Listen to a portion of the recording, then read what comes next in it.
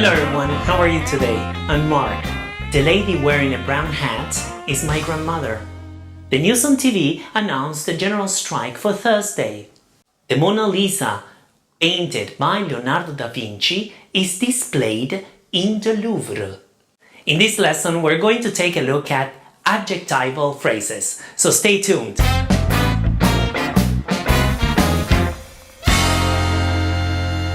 That's right, adjectival phrases. How can we describe a noun? Well, a noun can be described using an adjective, obviously. So like in a white house, or tall boy, or wooden shack. If you want to watch a lesson on adjectives, you may click here. So we can also describe a noun using relative clauses. For example, the man who called me, etc., etc. So relative clauses, what are they? If you want to watch a lesson on relative clauses, you may click here. And to describe a noun, we can also use adjectival phrases. And adjectival phrases are phrases whose main word is an adjective, obviously. So the first group, so adjectival phrases using the present participle plus an object or adverbial. If you don't know what a present participle is, you may click here to watch that lesson. So let's take a look at my introductory example. The lady wearing a brown hat is my grandmother. Which lady? The lady wearing the brown hat. So, wearing the brown hat describes the lady. Let's take a look at another example. In my dream, I entered a restroom smelling of jasmine. Which restroom? The one smelling of jasmine. Jasmine is a flower. So, smelling of jasmine is the adjectival phrase. Now, the second group. Adjectival phrases with a preposition plus a noun. If you wish to watch a lesson on prepositional phrases, you may click here. So let's take a look at my examples then. The news on TV announced a general strike for Thursday.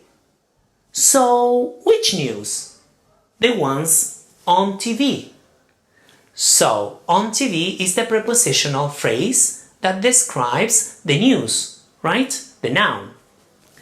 So, another example. A dog with a shaggy tail approached me to sniff my pants. Which dog? The one with a shaggy tail. So it describes the dog. So with a shaggy tail is a prepositional phrase that describes the dog, right? So let's take a look at my third group. Adjectival phrases with a past participle plus agent or adverbial.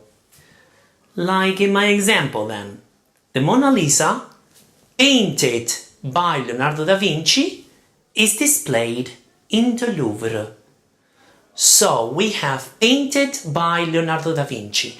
Painted is the past participle of paint, and it describes the Mona Lisa. It's more information about a noun, about the Mona Lisa. Let's take a look at another example then. The tomb discovered last week became of relevance after its official announcing. So we have discovered, which is a past participle, and then plus agent or adverbial, no? Last week. So it describes the tomb. So the tomb discovered last week became of relevance after its official announcing. Now, we have other types also. For example, the final exams were unbelievably difficult. So the final exams were unbelievably difficult. So we have an adverb, unbelievably, and then an adjective. Then let's take a look at another example. I was extremely delighted to see you making progress in English. So extremely here is the adverb and delighted is the adjective, right?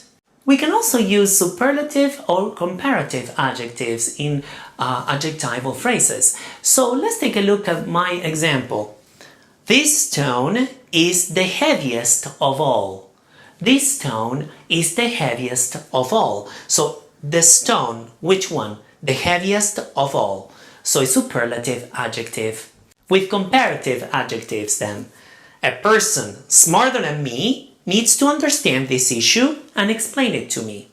So a person who, smarter than me, needs to understand this issue and explain it to me. Can you rewrite these two sentences in just one? The boy must have seen it. He was playing basketball with his friend. So once Mahatma Gandhi said, "Be the change that you want to see in the world." If you have any questions, comments, or if you want to type your own example of adjectival phrases, you may do so under this video. If you haven't subscribed to my channel, please do so. If you want to share the lesson, I would really appreciate it. Having said that, thank you very much for watching. Have a great day and see you next week with a new English lesson. Take care. Bye bye.